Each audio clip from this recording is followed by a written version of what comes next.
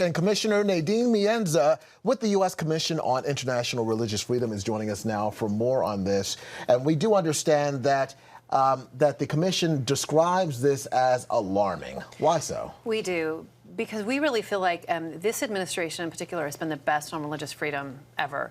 You know, they've hosted the ministerial, done all sorts of outreach to other countries. And for us to, and as a commission in the State Department, to go into other countries and to tell their governments that their religious minorities have value, that they matter, that they should be treated with dignity, and then for us to announce we're taking none of them, really sets an alarming message to the world and really interferes with our ability to advocate for religious minorities. What is the administration's, just justification for this ruling? Well, right now, they're still trying to decide what the cap's going to be. So I think there are people inside the administration that have all sorts of different opinions on that.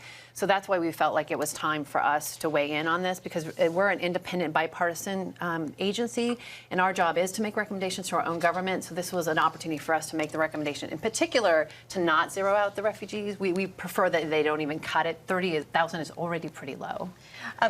In regard to religious persecution, our David Brody, he spoke with Secretary of State Mike Pompeo recently and asked him about reducing refugees. We have a soundbite that we want to play, and then we'll get your reaction. Okay. Religious persecution obviously on the rise, but I know the Trump administration has kind of lowered the threshold, if you will, for a number of refugees to get in. That means more folks that are trying to flee religious persecution aren't able to come into the United States. At least that's what some of the critics would say. What's the response to something like that?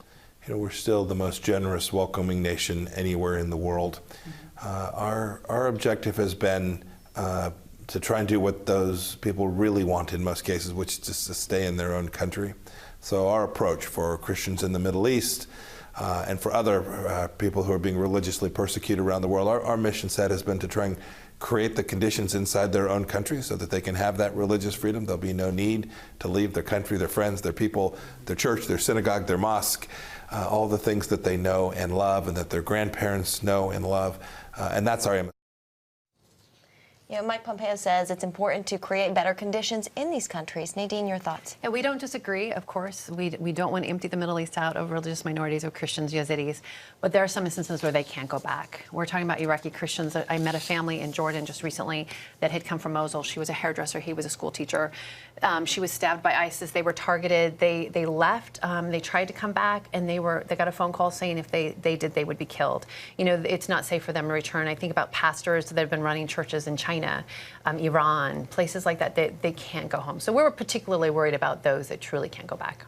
And we know that today, Citizen and Immigration Services Director Ken Cuccinelli suggested that with this asylum ruling, we could actually see more refugees admitted. Do you see that happening? Well, we really don't think that you have to eliminate bringing refugees from across the world in order to deal with the southern border. I mean, USERF doesn't take a position on immigration in general or particular. Well, we're just saying it doesn't have to be one or the other. 9,500 refugees resettled is what USERF is calling for.